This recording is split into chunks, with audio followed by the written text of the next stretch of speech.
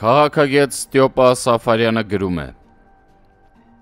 Հայաստանի ամենագրավիչ հատվածում երկաթուղու ռելսերը մինչև քոքը մաշածը նեղվել է,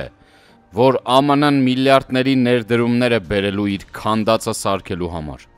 Լավ է անում։ Նիկոլ Փաշինյանն ինչի իր տան միլիարդները չի վերցրել ու երկաթուղին կառուցել, որ ինքն էլ ամերիկացիների ներդրած միլիարդի վրա բազար անի։ Հիշել է, քրքի տված միլիարդը։ Ինքը չի նստած, որ սիրում տեղավորի ամերիկյան միլիարդները։ Ժամանակին անթույլատրելի էր համարում Արցախը Հայաստան համարելը։ Հիմա Արցախը Հայաստանի գույնի է ներկել։ Երբ Արցախը վտանգ չուներ, մենք այնտեղ անելիք չպետք է ունենայինք։ Դա իրենց զոնն էր, լվացքատունը, հանցագործներին Հայաստանի արդարադատությունից փախցնելու վայրը, հանքերից ու հողից գեր եկամուտ ստանալու վայրը։ Հիմա իրենց արկածախնդրությունից հետո Հայաստանի գույնով են ներկում իբր Հայաստան է,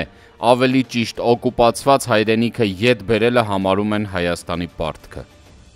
Իսկ երբ ետ էինք բերել, հաղթանակն իրեն էր վերագրում, թե Հայաստանի ղեկավարությունը դեմ էր ազատագրմանը, բայց մունք կռվալ, մունք հաղթալնք։ Ու գլուխը կերան, հաղթանակը մսխեցին։ Հիմա էլ Կիրիենկոյի օֆիսից եկել է, որ հանկարծ Հայաստանը բլոկադայից դուրս չբերվի, թթվածին չստանա։ Ճանապարհների դեմ թերահավատություն է հայտնում Աղդամի մուղամը քոքած։ Անիծվեր քեզ ռաստ գալու օրը։